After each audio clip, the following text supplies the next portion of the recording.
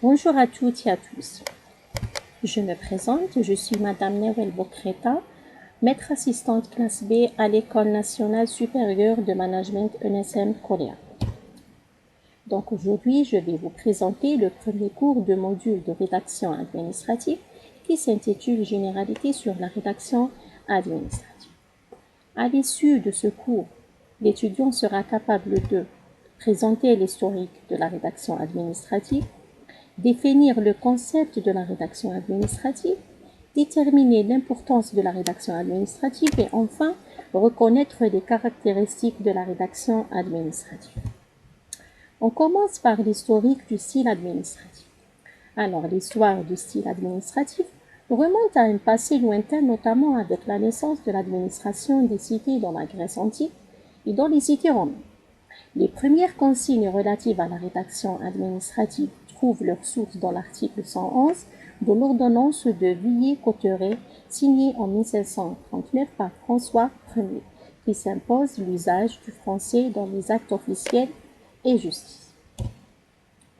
Par la suite, de nombreux textes ont été pris qui ont contribué à apporter à la rédaction administrative les transformations et les particularités qui la distinguent des autres types de langage, avec notamment la production d'environ de 2500 lois et décrets qui ont contribué à codifier les règles administratives à l'intention des agents de l'administration.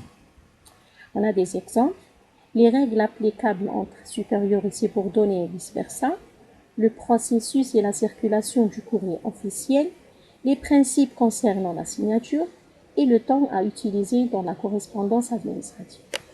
Donc, tous ces textes de loi et de règlement en constante évolution ont permis de constituer un style particulier en usage dans l'administration et qui offre aux rédacteurs un canevas précis qui leur permet de s'exprimer au nom de l'État et de ses démembrements.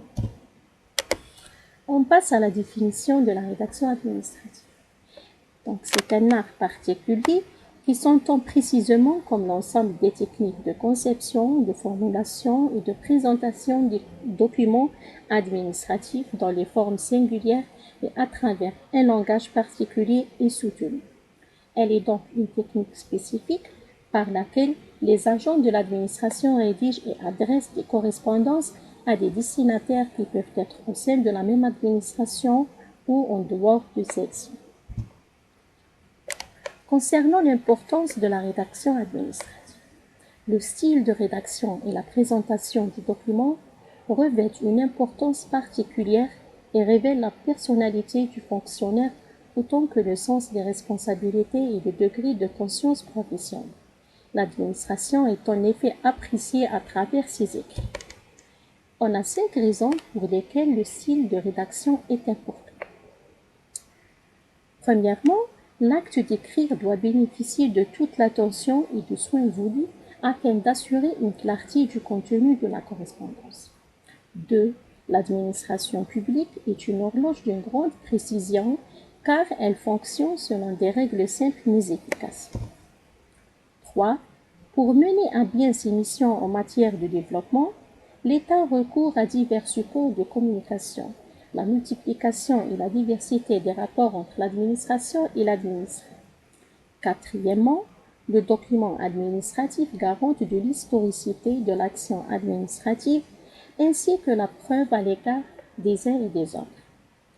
Cinquièmement, la rédaction administrative englobe tous les documents que l'administration publique produit et utilise dans ses relations avec ses propres institutions et son environnement extérieur. On passe aux caractéristiques de la rédaction administrative. Le style de la rédaction administrative se distingue des autres modes de rédaction par plusieurs caractéristiques que l'on peut résumer ci-après.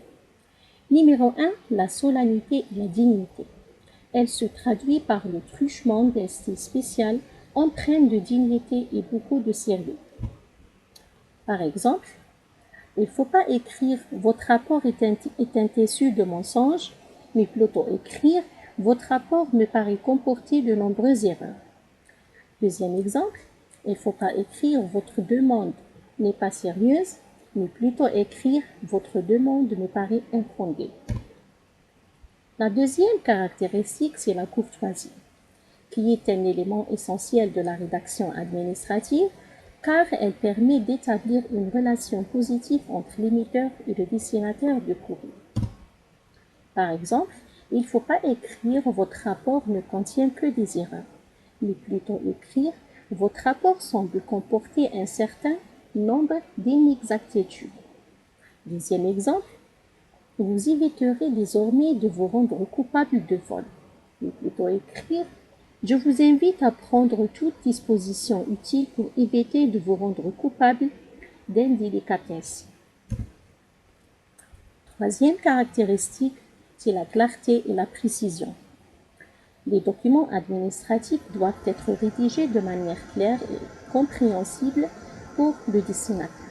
Les phrases doivent être courtes et simples et le vocabulaire utilisé doit être adapté au niveau de compréhension du lecteur. La quatrième caractéristique, c'est la neutralité et l'objectivité. L'objectivité est la caractéristique profonde du style administratif.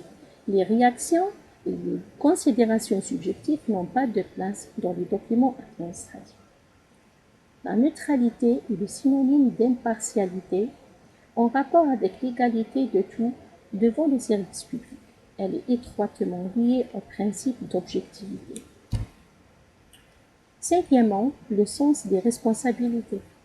La responsabilité de l'administration se traduit dans la rédaction administrative sous différents aspects, à savoir dans le style, le choix du vocabulaire, le formalisme de l'expression et surtout dans la forme et la signature.